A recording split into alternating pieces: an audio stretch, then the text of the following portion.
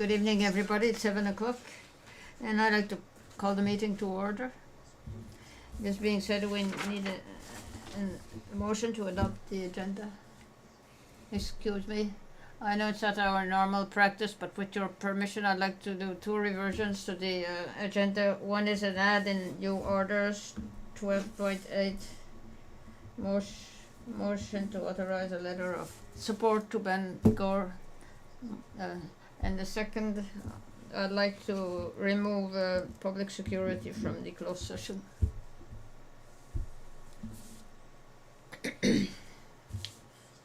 So if you all agree with these, we need a motion now, proposed by Councillor Hill, seconded by Councillor Cooper. All those in favour? Against? Motion carried. Number 3, declaration of conflict of interest. Does anybody have a... Yes, I want to excuse myself for point 2.12.2.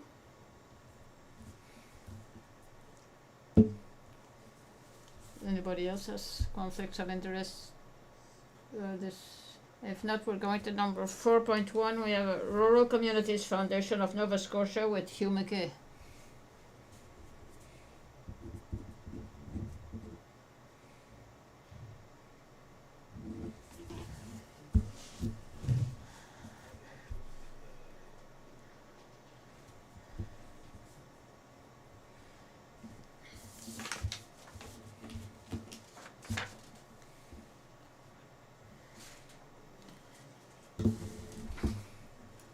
Thank you very much for the opportunity to come to you this evening and speak of the Rural Communities Foundation of Nova Scotia.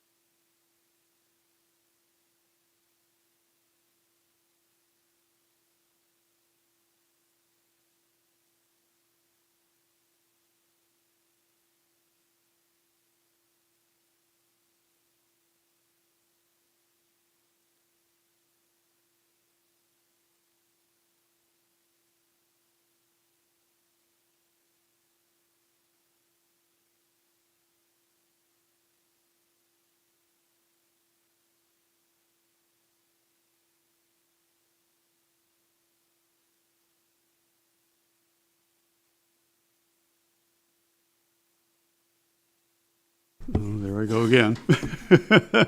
I should have you come and sit next to me, actually. We're a member of the Communities Foundations of Canada and the Nova Scotia Not-for-Profit Coalition, amongst others. So primarily what we do is look for areas that we can assist communities in local improvement. And we bring people together if that's what's required, stakeholders, to discuss what the issue might be. And then primarily our main focus is in doing fundraising for community organizations that have approached us for support. And then we provide from those funds grants back to the organization to find solutions to their issue. As a charitable organization, we do provide tax receipts. As a foundation, we also administer trust funds and work with other foundations as well. Some of our current projects, the Ukrainian Nova Scotia Resettlement Fund. This is a program we operate on behalf of the Canada-Ukrainian Foundation, and they channel monies to us, which we then distribute to Ukrainian families that are trying to rebuild their lives and settle here in Canada, following, they've become refugees due to the conflict in their own country. The Joan Feynman Climate Change Fund is named after a noted American astrophysicist who is also a very strong climate activist, and she had deep roots here in Nova Scotia. Her family was from here, And it is a 50-50 matching funds where a community brings a climate change, climate adaptation, climate mitigation challenge, makes a proposal to us, and then we will match the funds. It's not unlimited. We have a certain bank account that we can work with. The applications for 2025 closed back last fall, but they'll reopen again for 2026 in this year. Housing for Health is a unique project that we're embarking on in conjunction with the municipality of Richmond up in Cape Breton. One of the great challenges, of course, with our health challenges here in Nova Scotia is finding residents for medical practitioners, particularly in rural areas. And up in Richmond, they have brought a property forward that's adjacent to the Richmond Regional Hospital. And what we're doing is to look at using that for transition purposes for medical practitioners, be they doctors, nurses, lab techs, whatever, who could be housed and then work in that municipality until they find more permanent housing.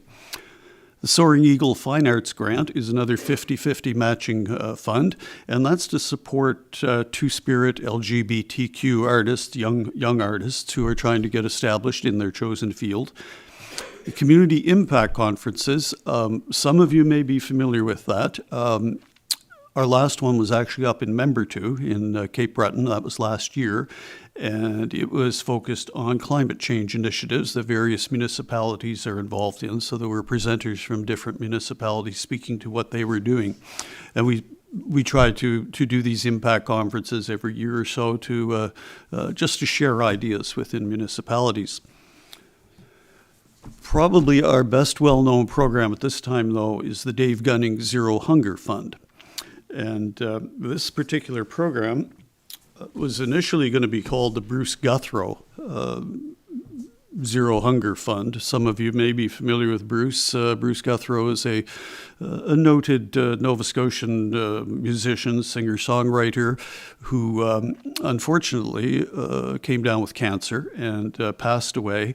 But before doing so, he asked his good friend Dave Gunning, who's also a well-known musician in Nova Scotia and across Canada, if he'd pick up the torch. And Dave's been a tremendous spokesperson for the program. And I shouldn't just say a spokesperson. He's been a wonderful ambassador in that he hasn't just lent his name to the program. He's lent his time, his energies, and in some cases, his professional proceeds. He's put on concerts specifically where the proceeds all came to us. He mentions us at every one of the concerts that he does. And we could tell when he's done a conference or a performance because we usually get a flurry of donations following that performance, sometimes even during the performance. So the fund itself, it's to support what are commonly called free stores or sometimes free pantries, sometimes called backpack programs in schools across the province. And approximately 80% of the schools across the province have a program. Now, this program differs from the breakfast programs, the lunch programs in school that are funded by the provincial and federal governments. This is different in that teachers can often, usually, identify which students are coming to school without proper nutrition, that they're not getting that nutrition at home, and it impacts on their achievements, their behavior, and so forth at school. And so schools individually have been setting up these free stores, and they're typically supported, well, almost entirely to this point, have been supported by the school staff, the teachers and other staff members, and maybe members of the community who support parents and so forth. This program initiated because some teachers down in New Germany, actually in Lunenburg County, approached us and said, this is an issue that we have. It's an issue across the province. Is there something you folks could do to help us? So we looked at it and thought, okay, this is something we can put our time and energy into. And so we started this program to help these schools and to lessen the impact on the school staff to support the program because it really would be unsustainable eventually in that manner. So we set a goal last year of raising $100,000, and in December, we distributed $100,000 in grants to schools across Nova Scotia. And I believe there were 36 schools that we were able to support. Here in Clare, these 3 schools all received funding from us. The names of them are up on here, all the CSAP schools. And this year, because we've seen that need, as I mentioned, we supported 36 schools last year. We had 80 applications, which speaks to the depth of the food insecurity issue for students in rural Nova Scotia. So this year, we've upped our goal to $200,000 so that we can provide grants to more schools and help more of these nutritionally challenged kids.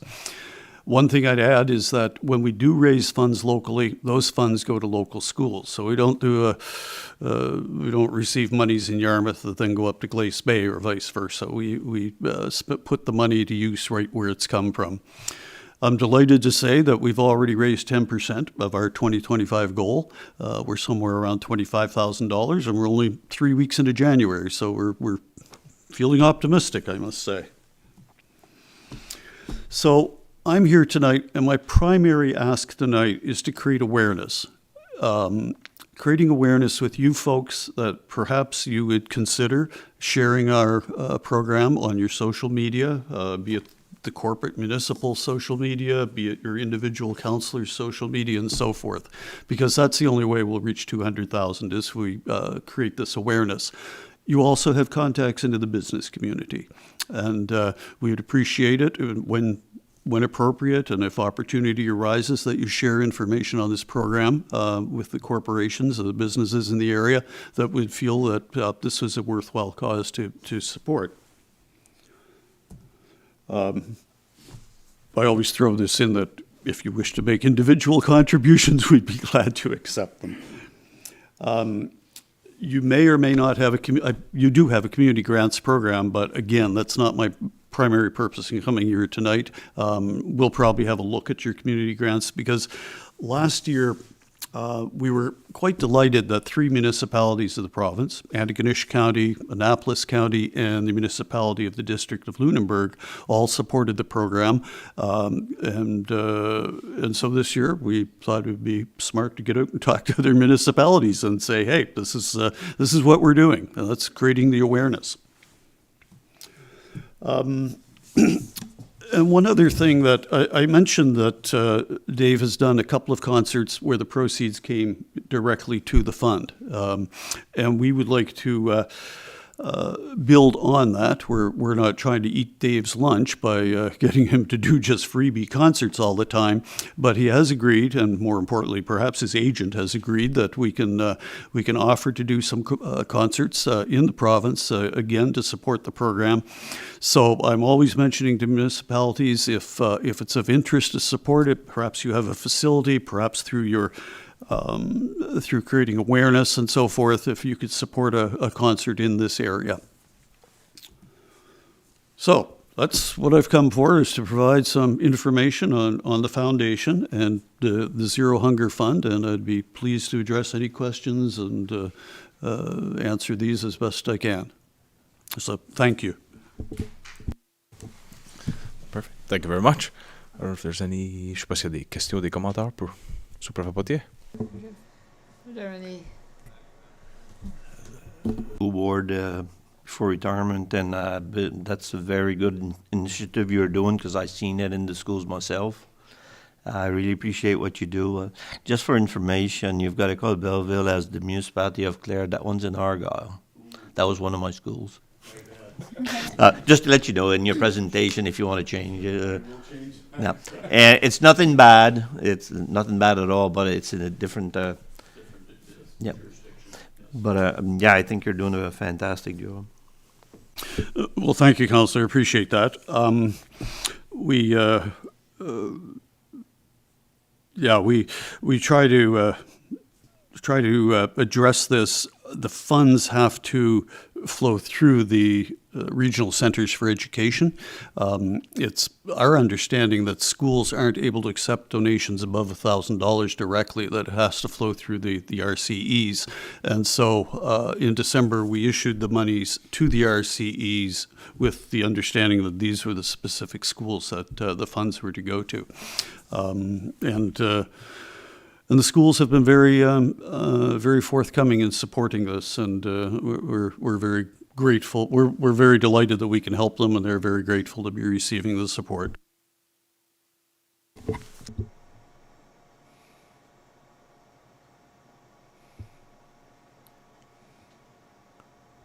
Schools, and I do appreciate this very much. I saw the need for that, and like you say, there are breakfast programs and lunch programs, but it's really nice to see that, knowing, I would be so happy knowing that the students would go home and still have access to those meals.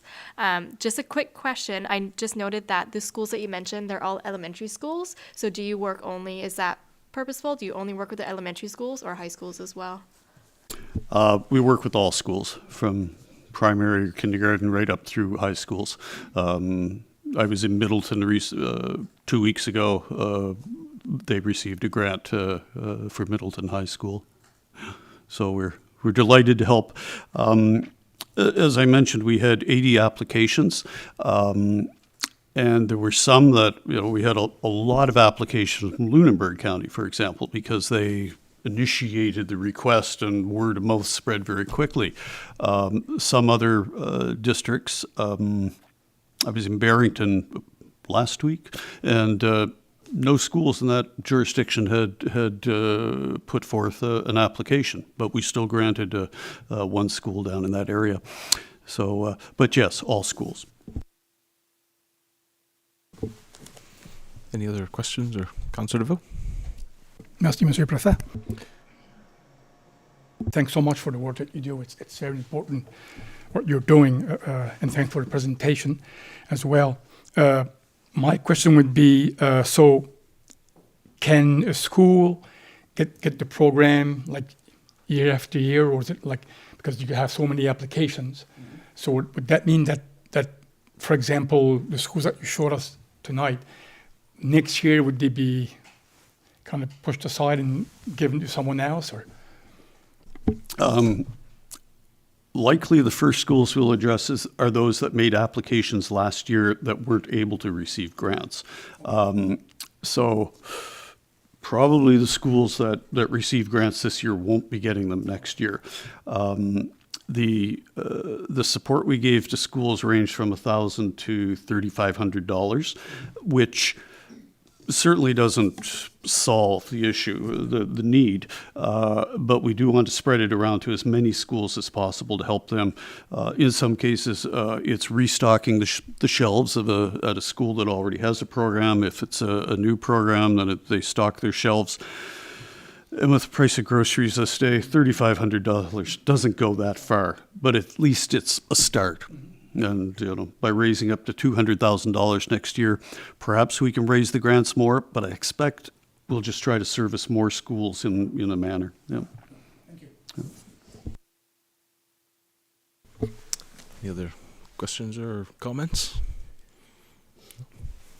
At the end of the day, you're doing God's work, I guess. You're working on all the. I like the fact that you're not focusing on just one issue. You're sort of spreading the love, I guess. But no, it makes perfect sense.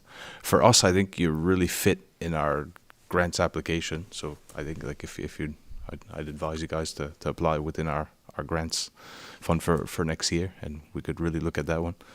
You're hitting all the targets on that, I guess. But everything else for the concerts and all that, we're wrapping up, or not quite. I don't think wrapping up would be the word, but our Legion, we have an event space that will be ready at at one point that might be available for a concert. I don't know size-wise what you're looking for, but that would be our biggest in the community, other than St. Anne's, the theater there. So we have a couple of venue spaces that would, if the interest would be there for a concert. I don't know, yeah. I appreciate that, and That's along the lines of, for example, the municipality of Guysborough. The municipality owns a lovely new theater complex, performing arts complex, and they've offered to support the program by hosting a concert in their facility, and they would not be charging us for the staging, lighting, all the things that have to accompany a successful concert. We're not trying to eat Dave's lunch either. There's only a limited number of concerts that we'll do. His agent made that quite clear to me. But thank you and we'll follow up with staff then, I would assume, through your office, Monsieur Serra. Yeah. Yes, certainly. Feel free to reach out to me. Our grants application system, our grants to organizations application form just went live on our website this week for the upcoming fiscal year. So it is ready. The intake period is open. So if you want to take a look at that and fill one out, it can be emailed to our executive assistant, Ashley Hanks, who's just in the back of the room here. But certainly if you have any questions with regards to the form, you can feel free to reach out to me by telephone, by email, whichever you prefer. Thank you.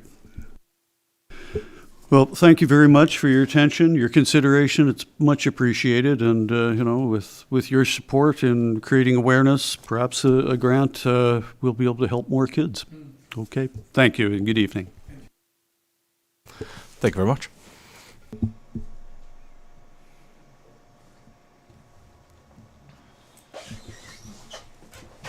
This brings us to item 5, adoption of minutes. 5.1, the meeting of December 18, 2024, regular council meeting. I don't know if you had a chance to look at the minutes, but is anybody prepared to move the adoption? Councillor DeVoe? I move that we adopt. Supported by Councillor Comeau. All in favor? Against? Carried. 5.2, January 8th, 2025. We had our council and committee meeting. Are there any errors or omissions in those minutes? If not, anybody prepared to move the adoption? Moved by Councillor Evans, seconded by Councillor Potier. All in favor? Against? Carried. Mr. Warden, I was just thinking that the meeting of the 18th, I don't think I was present. So I can't make the motion. I don't think I was here for that meeting. I read the minutes, but because I wasn't present. So do we need to retract? Do we need a motion to retract the? I would need a motion to rescind the motion that we adopted. Moved by Councillor DeVoe, seconded by Councillor Hill. All in favor? Against? Carried. Now, you're testing my knowledge of parliamentary procedure. Now we need a new motion to adopt the minutes of the regular council meeting on December 18, 2024. December 18th, 2024. Moved by Councillor Hill, seconded by Councillor Comeau. For, against, carried. Thank you for your patience. Number 6, business arising from previous council meetings. We didn't note anything. 7, warden activity report. On January 17th, I participated in an interview with Radio-Canada to talk about the opening of the new doctor's offices at the medical center, just to say what it means for us. So everything is going well. It was good. We got a bit of exposure out of it.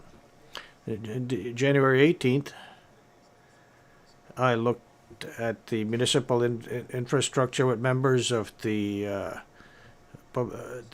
committee to look at the actual state of our facilities. It's something we do every year. Councillor Potier was there. We're a small committee. We brought some staff with us. We looked at several buildings. No major surprises. A couple of small projects, but nothing out of the ordinary. As well, on January 18th, I attended on a tour of the manufacturing site. We looked at Meltec Group in concession to see the buildings that they're building for the two sites that they proposed. One's for ours and one for Matega, to see what options they're offering for people and how it's going. So it was quite interesting. January 21st, last night, we had a special meeting of council with a presentation from RCMP and the Justice Department of Nova Scotia to discuss about resources, manpower resources needed for the Mategan detachment. We were all present there last night. We're going to be looking at their recommendations later tonight. And today, I attended a roundtable accompanied by Mr. C on the civics class for 9th grade at the district high school. We talked about the role of municipal council, how it works, and our current projects in the community. We also touched upon certain themes that they felt were a priority, so the things that bothered them. I thought it was a tough group. They had good questions and they were quite sharp. I think it was good. I wouldn't mind inviting other members of council that maybe on specific items to try to keep that going, but it went quite well. So that is my report. Do you have any questions or comments? No. If not, that brings us to number 9, correspondence, Honorable John Lord. John Lohr, rather. Oh, sorry. Number 8, official statement from members of council. I don't know if there are any tonight.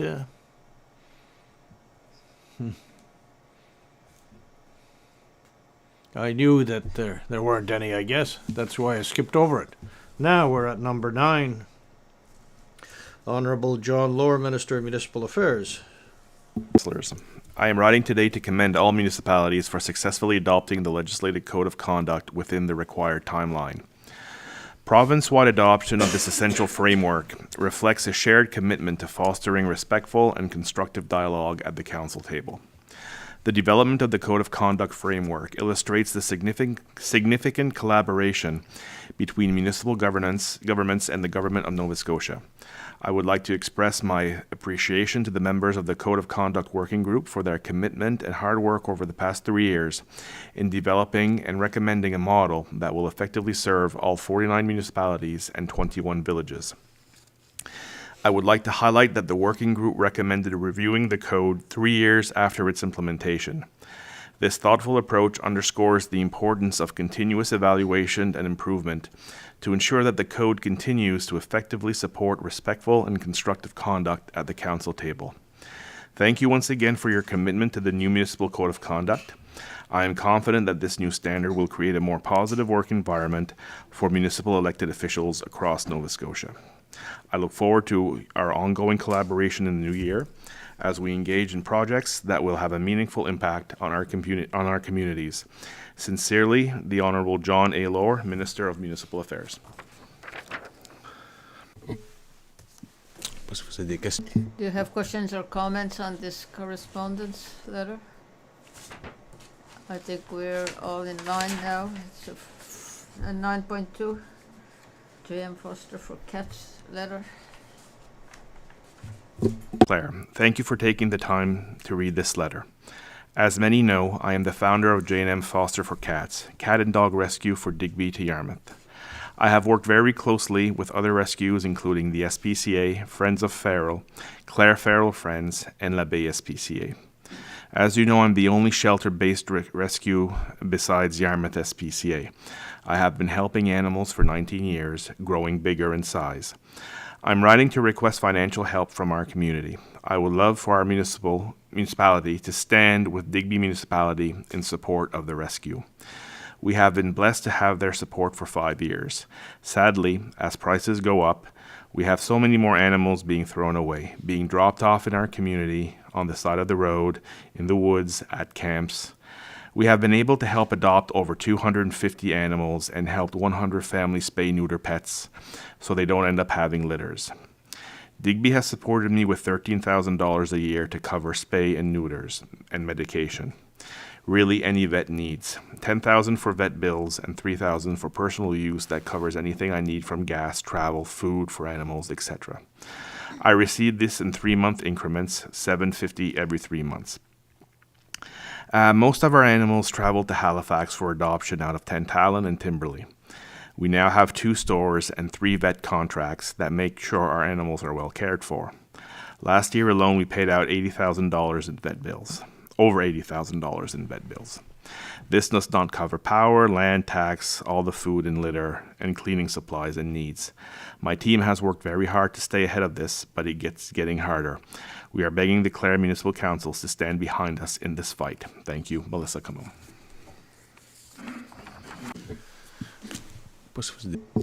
Are there questions or comments on this letter?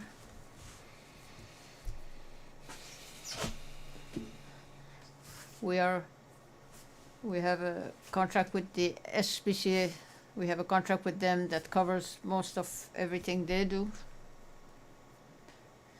I spoke to Director General of the Municipality of Digby to see if they're still giving grants to Melissa, specifically for a spay-neuter program for cats, and he confirmed that this was the case. This being said, however, it is not something that we have been doing traditionally, and today I read an email that was given to the municipalities of Yarmouth, Barrington, and just to see what is their practice regarding these items. I received an answer from Argyle, and for them it is a bit different because they give financing to the SPCA in Yarmouth, especially for dogs, as we are doing, but their money goes further because they're funding a pound that is governed by the SPCA in the past, but not regularly. We gave some amounts here and there to an organization for a trap, neuter, and release program, but this is not something that we give from year to year. This was just one specific.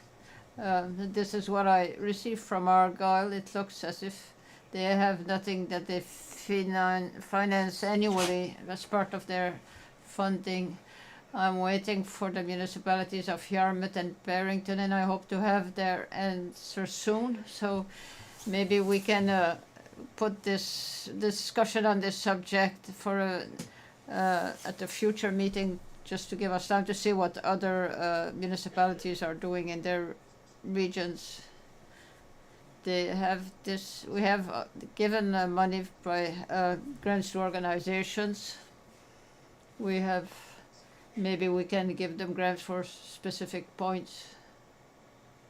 I know that Ashley had discussions with Melissa, and Melissa is aware of the grants to organization program. It is open now, and she can present a grant application here. So it's mostly for cages. It wasn't for operational things, but she has applied through our grants to organizations in the past. So do you think this is the route we should take? Number 10, administrator's officer. So when I spoke to you the last time, I mentioned that we had the partial occupancy permit that we ordered. We will get it for the first floor of the medical center. We had it, and the doctors have now moved into their new offices. There is still a list of small deficiencies for the top floor that were identified by the consultants when they did a walkthrough at the beginning of the month. When I talk about consultant, I talk about our engineers, the architects, etc. Those are being addressed. It's nothing that prevents us from opening the offices and seeing patients. They're just things that need to be looked at before the project is finalized. Now, with the construction, the focus is on the downstairs. The 5 new offices downstairs are almost complete, and now we're trying to get those finished. But also the space, the 1,200 square feet that was to be for physio, occupational therapy clinics, etc. Ray Carnell is now revising or updating the schedule that was given by the construction company, and I hope to have, in fact, I'll be meeting with them tomorrow. I hope to have a date fairly firm as to when they expect to complete the project. The last meeting we had, they told me it was in mid-March for everything to be finished. We'll see what they'll tell us tomorrow, but I hope that we can be at least close to that timeline. So that's where we're at for now, but it seems to be going well. As far as the sidewalks in Meteghan, the final walkthrough with the contractor and the engineer and myself took place on December 19th. The project, the engineers deemed that the project was substantially complete, and we got a certificate to that effect. So all the work is done on expanding the existing sidewalk as well as the new 1 more kilometer addition to that. In the new section, there's still a little bit of landscaping and a little bit of touch-up. Unfortunately, with the weather these days, it's not suitable, so that has been put off until the spring of 2025, but nothing to prevent the residents of Meteghan from using the new sidewalk. As far as the Veterans Center, as you know, the winds on December 11th, 12th, the structure that had been partially erected was destroyed. So the second week in January, all of the structure was removed by Dexter. The engineer said that nothing could be, even though some of it looked good, the wood had been stressed, and it's not something that they felt could be used for the new construction. So the framing, as you've seen, has started up again. It seems to be coming along fairly well. They are going to start installing trusses next week, and they expect, if the weather permits, they hope to be weather tight within 2 weeks. That's the goal. We're going to see if we get cold weather like this week. I'm not sure if it'll slow them down or not, but that's the target. I mentioned earlier that the impact on the schedule has been, the impact of the wind damage has set them back by 6 weeks.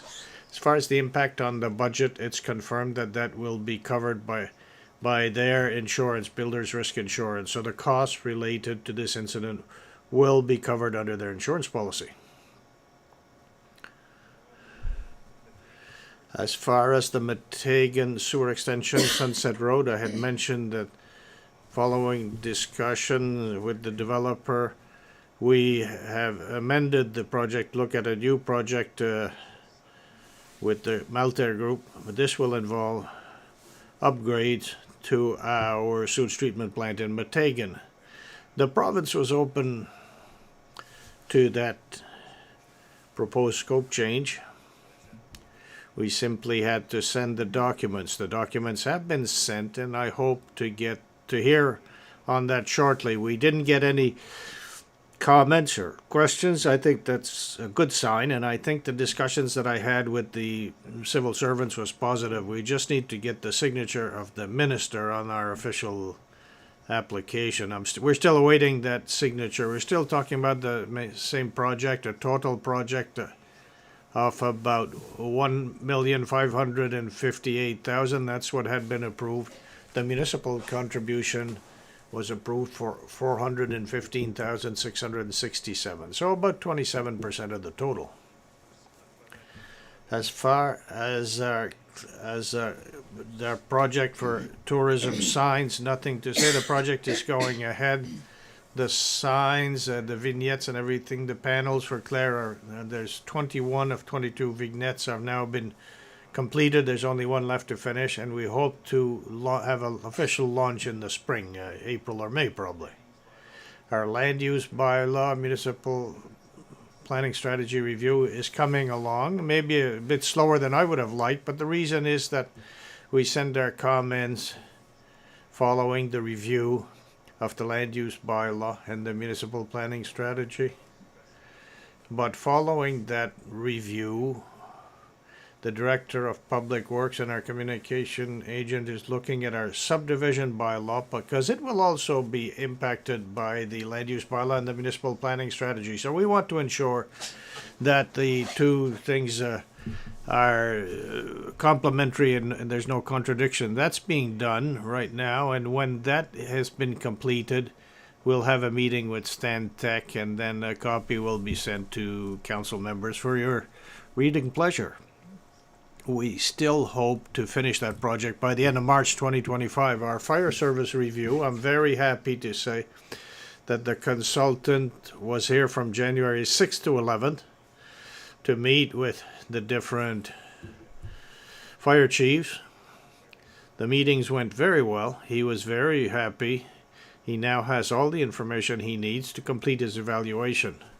So he sees that as being a success. We had included, they had talked about a survey to the members of each fire department. This would be, it's not a survey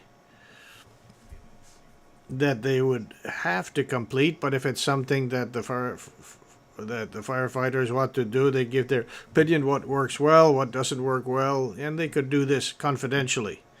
So that survey will be launched shortly, within the next week or two. I think we'll keep it live for a week or two, but that will give us some input on the changes that may be required in our system, our municipal system for fire prevention. And in talking with Lyle, he expects to have a draft of his final report to present to council in March. So that would be good if we can finish that, or have it mainly finished within this fiscal year.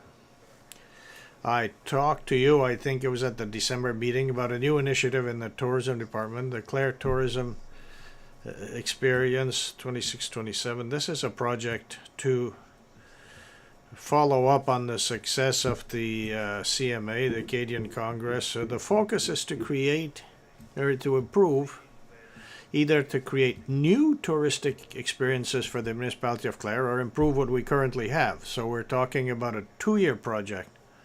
The focus would be on new events, culinary tourism, experience tours, training sessions, as well as live performances. The project would include marketing, which will focus on Atlantic Canada, Quebec, and international markets, including Louisiana and France. So the application has been submitted to ACOA. The total cost is over $465,000. The request for ACOA is for $218,000 plus. We had a request, an application to Events Nova Scotia, $15,000, and Tourism Nova Scotia, $44,500. And just as a reminder, the municipal council would be $102,746 spread over 2 years. Following our discussions here in December, we looked at the possibility of applying to the province under the Connect 2 program for an active transportation program financing to help us develop an active transportation plan. According to the criteria of the Connect 2 program, we had to submit an expression of interest that had to be done before January 13th. After that, after their evaluation of our expression of interest, they could tell us, well, yeah, you can go ahead or else you're not eligible and you can't go ahead. So I'm pleased to say that our expression of interest was accepted. And now we have until February 14th to submit our actual official application for financing. The program, the Connect 2 program, is a non-refundable contribution. The maximum we could get is 75% of the eligible cost up to $100,000. If we're accepted, it's certainly something that will help us to pay the costs for this plan. Something else that we're working on currently, our communication agent, myself, is a language policy for the municipality. It is something that was been mentioned different times, but recently the executive director of the Société Acadienne mentioned that this is something they would like to see. The challenge for us is not that we don't want to do it, it's the time and the resources necessary to focus on that. There's always other projects, other priorities, there's other things that are competing for our time. That being said, we were approached this week by the Office of Acadian Affairs to see if there were other timely projects that we might be applying for financial support. So, under the Canada-Nova Scotia Agreement on French Language Services, the $40,000 that we get from them to provide services in French to the community comes from that same fund. So, we talked to them about this project. We had the idea of a language policy and also about a communication plan that would be more formal.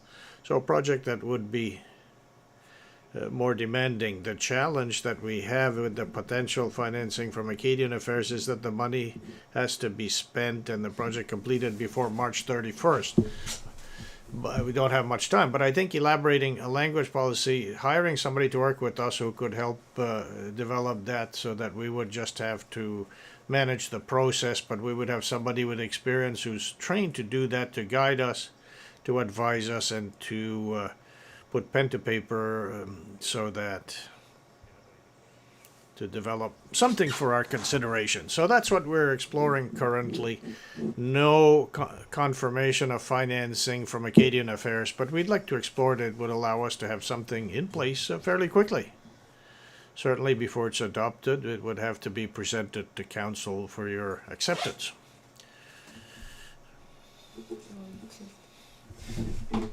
And finally, as far as the finances are concerned, as of December 31st, 2024, the municipality had $12,394,827 in revenues versus $11,358,533 in expenses, for a operating surplus of $1,036,294. As well, as of December 31st, 2024, the municipality had a balance of $3,897,567 in its operating fund, $453,591 in its capital fund, and a total reserve balance of $3,751,732. That amount, the total reserve balance, can be broken down as follows. Operating reserve, $2,546,351. Capital reserve, $98,428. Landfill closure reserve, $372,709.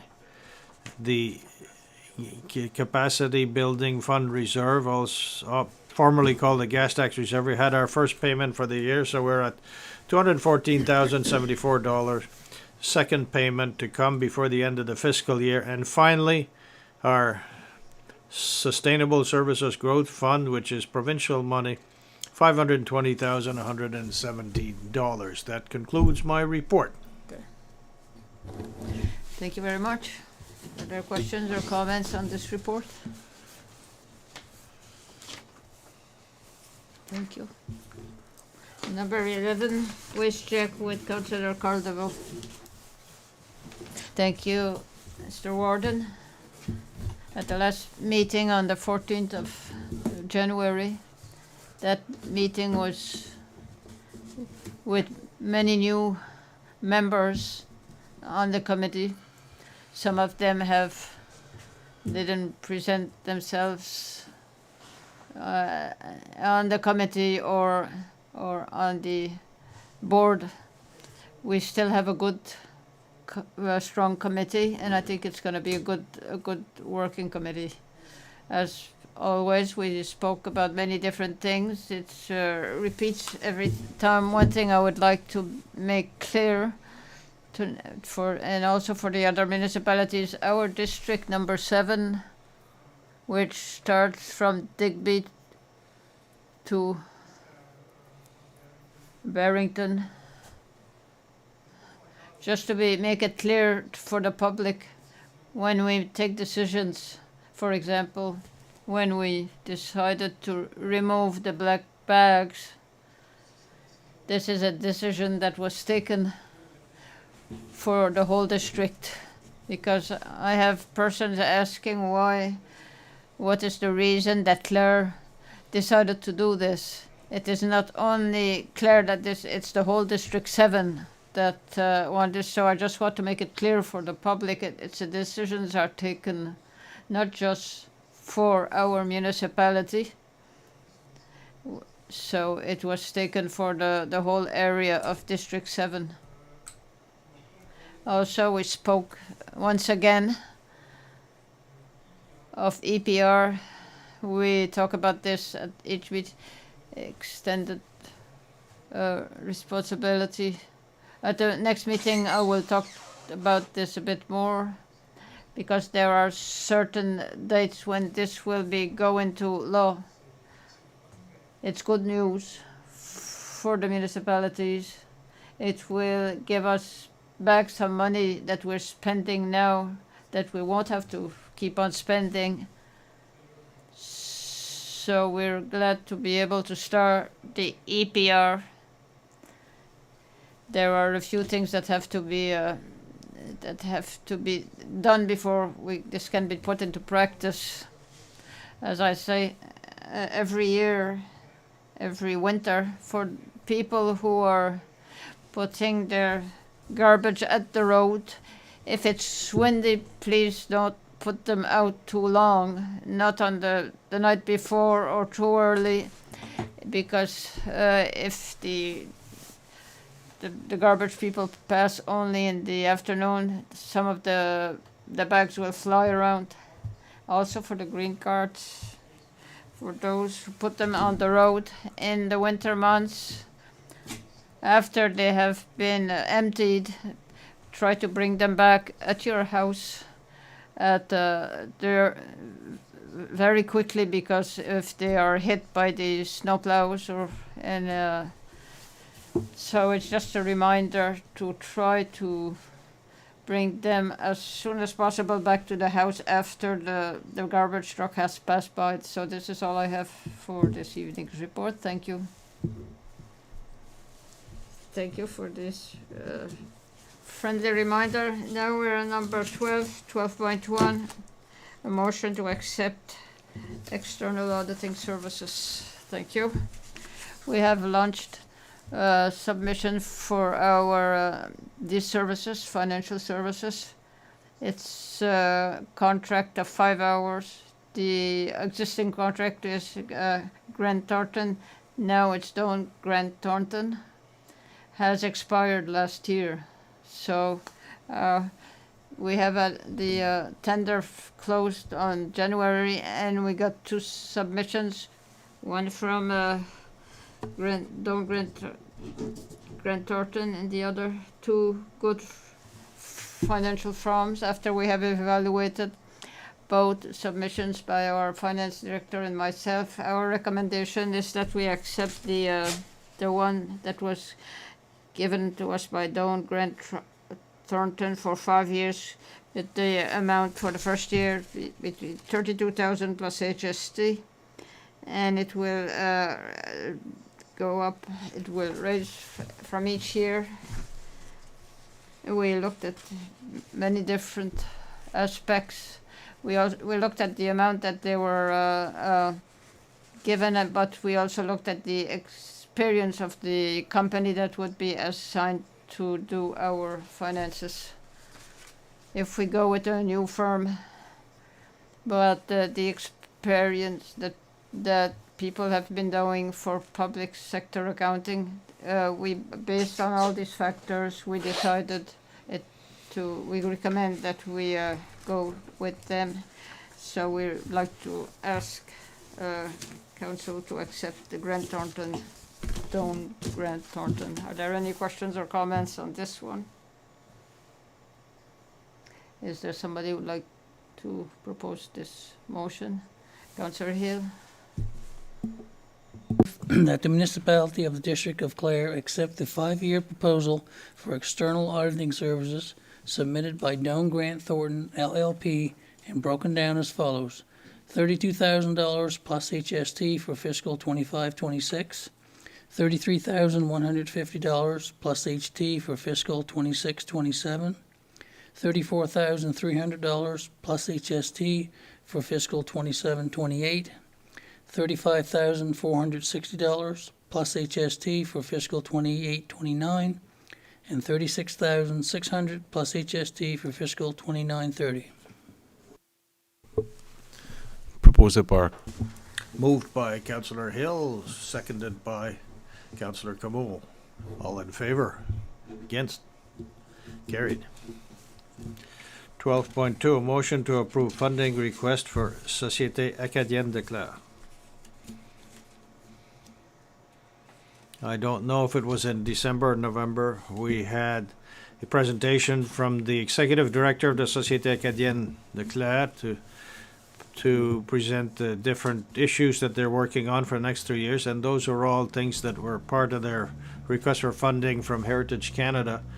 As part of that, they talked about a project that they're working on currently, the project for the Bellevue apple, and essentially it's to try to revive and to the story of the Bellevue apple, which is part of the cultural heritage of the municipality of Clare.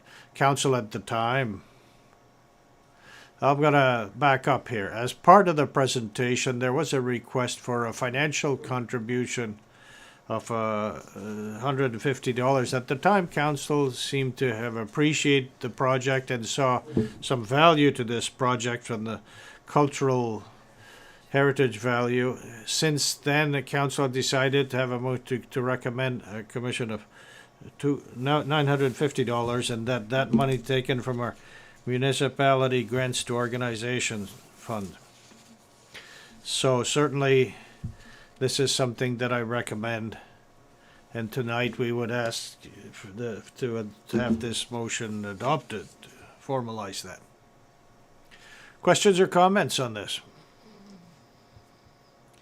Is somebody prepared to move? Councillor Evans moves. I move that the Council for the Municipality of District of Clare approved the funding request from the Société Acadienne de Clare in the amount of $950 for their Bellevue project, and that the funds be taken from the municipality's grants to organizations fund. Moved by Councillor Evans, seconded by Councillor Hill. For? Against? Carried.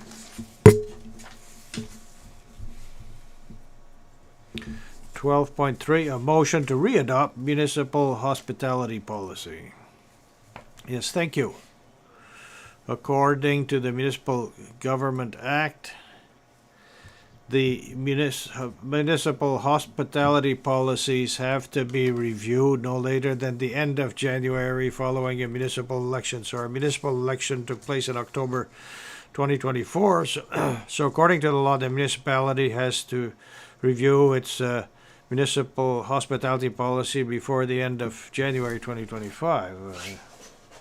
And to take a decision either to readopt the existing policy or to make the changes that the council might deem to be good. That being said, the policy was reviewed by the committee and council 2 weeks ago, and the council at the time thought that it would be good to recommend the readoption of the current policy. That's what is being proposed tonight, that we adopt this motion to readopt our municipal hospitality policy. Questions or comments on this one? Anybody prepared to make the motion? Councillor DeVoe. Thank you, Mr. Warden. I move that the Council for the Municipality of the District of Clare readopt the municipal hospitality policy as presented in accordance with Section 23(7) of the Municipal Government Act. Moved by Councillor DeVoe, seconded by Councillor Cooper. For, against, carried. 12.4 motion to readopt municipal expense policy. This is a different policy, but it's the same logic as I just mentioned. It's part of the law, the Municipal Government Act, the same article, Article 23(7), which says that after a municipal election, we also need to readopt or amend our policy on expenses, and that before the January 31st following the municipal election. So as I mentioned, on the policy for hospitality, the council had a chance to review the policy during the meeting of committee and council 2 weeks ago, and the decision at the time was to make a motion to readopt the current policy, and that's what I'm asking tonight. Question on this one? If not, is anyone prepared to move? Councillor DeVoe. I can do this one as well. I move that the Council for the Municipality of the District of Clare readopt the municipal expense policy as presented in accordance with Section 23(7) of the Municipal Government Act. Moved by Councillor DeVoe, seconded by Councillor Evans. All in favor, against, carried. 12.5, a motion to approve funding community for Southwest Fusion U18 Navy Girls Volleyball Team. Yes, a small change. I'm not gonna propose a motion. There's a reason for why. I had received a request, and I know that Warden LeBlanc, Councillor Evans also received emails either from parents or teams playing on that, or part of or from the coaches for some help to help them pay the cost of attending a national tournament taking place in Edmonton, Alberta, for girls volleyball. First of all, is Southwest Fusion. It's based in Argyle, but many girls from Clare play on that team. It's not half and half, but close. So the municipality of Clare is well represented on that team. At the time, normally those requests would be made to our recreation department as part of the community recreation program, but unfortunately for this year, the budget for that program, we have a $10,000 budget and we're already over budget. So we couldn't finance it under that, but normally this is something that would have been eligible, and we saw this as a nice opportunity. So what I was going to propose is that maybe we look at the possibility of considering it under the Grants to Organizations program. Following that, and this, after the agenda came out, we realized that the tournament is going to take place in May, in new fiscal year, which means that after April, the budget for the Community Recreation Assistance Program, also known as CRAP, the budget will be renewed. So normally, the decision to contribute to that normally wouldn't come to council or to me. It's a decision that is taken internally by the Community Development Department. That being said, and following a discussion with our Director of Community Development, what I'm proposing here is that I contact the coach to tell her that we're prepared to support them, to provide an amount in support of their efforts to attend this tournament, and that our Director of Community Development will be in contact with her to discuss the details to apply for the program but that there would be an amount set aside for them as part of the new budget, next year's budget, to help them make a contribution if you wish. We were thinking about $1,000, which is a regular amount for a national tournament. But it would make us a platinum sponsor. But I think the important thing for us is that it allows us to help 5 or 6 girls from Clare to participate in a national volleyball tournament. If you are in agreement, we don't need a motion, because at this point, when we realized that it was taking place in the next fiscal year, it changed our plan. But that became operational. So I just wanted to let you know what our current thinking is on this one. If you're in agreement, yeah, okay. We're just gonna hit skip on that one. 12.6, motion to award a tender dangerous and unsightly premises 903 Mazaw Road in Bangor. Yes, this is the plant that burnt in Bangor quite some time ago. The reason that we couldn't move more rapidly is that there was a police investigation, and also by the insurance company. So as long as those investigations were in progress, this isn't something we couldn't do anything to clean up the premises. That being said, once the inquiry was completed, we contacted the owner. He didn't seem to be interested in doing anything, and then we even lost contact with him. However, the community been very vocal. This is something they'd like to see cleaned up, and I drive there fairly regularly, and I understand their point of view. That being said, we had a request for proposals that we distributed to local contractors to ask them to bid. The request for proposals were due last week on January 20th, actually this week. We had a total of 5 proposals, all local reputable firms. They're all capable of doing the work. Following the evaluation of those proposals, the decision was taken to go with DeVos Dirt Works for $1,450 plus HST.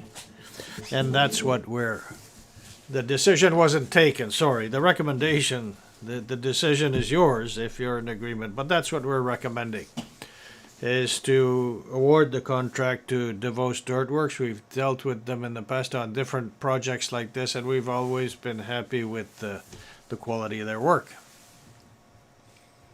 Questions or comments on this one? No? Is anybody prepared to move? Councillor Rapotier.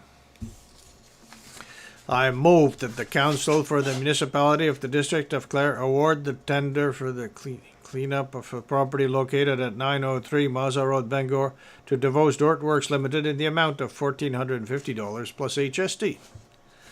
Moved by Deputy Warden Potier, seconded by Councillor Como. For, against, carried. 12.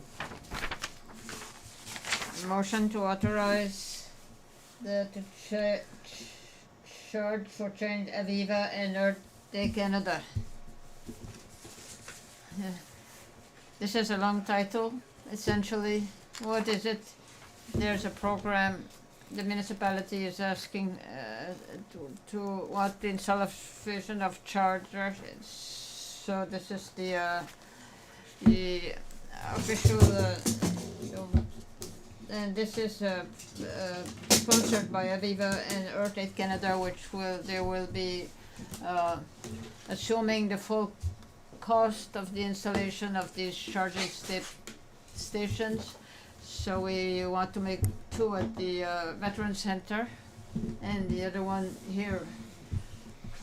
We are seeing this more and more in the projects for the company that they want a motion by council not only to confirm the amount, the financial, but also to confirm that we authorize the tender that is presented. So what we're asking you tonight is your approval of the authorization to authorize the staff here to present this. We will ask to be accorded like 100% of the financing to put these charging stables. It will be 4 chargers, 4 level 2 chargers for electric vehicles. Questions or comments on this motion? No? I'm ready to run. I move that the Council of the Municipality of the District of Clare authorize the municipality's application to the Charge for Change program for funding the assistance with the purchase and installation of 4 level 2 EV chargers proposed by Councillor Cooper, seconded by Councillor DeVoe. Motion carried. 12.8, a letter support to the Bangor Commission.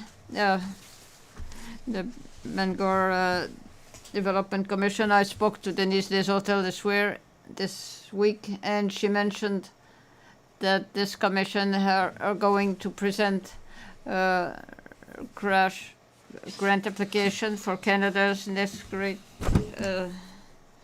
They received a confirmation recently that they'll be eligible for this program, and this is something that they're well proud to help, that they are eligible for this program. This is the National Trust of Canada, and there's a maximum of $50,000 if I'm correct, if this submission is accepted and judged as being the winner of this contest.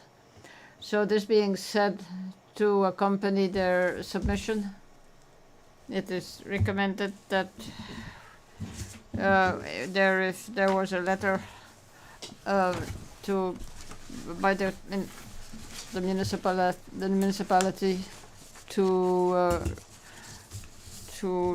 set up a museum to try to. We have spoken about this project, and we recommend that we are ready to go ahead with a letter. If you agree with this, then we do make a motion. We will be happy to present them this letter of support. Any questions or comment on this motion? Somebody ready to make the motion? Councillor Cooper, Councillor Evans. I move that the Council of the Municipality of the District of Clare send a letter to the Bangor Development Commission in support of its application to the National Trust of Canada's Next Great Save 2025 program. All those in favor? Motion carried. This is 12 finished for tonight. This is 13. We have 2 items in closed session: contractual negotiations and acquisition and sale of municipal properties. This being said, the date of the next meeting will be Wednesday. Will be on the 19th of February 2025. Thank you. So we need a motion to go closed session, proposed by Councillor Camo, seconded by Councillor Evans. All those in favor? Motion carried. Thank you and good evening.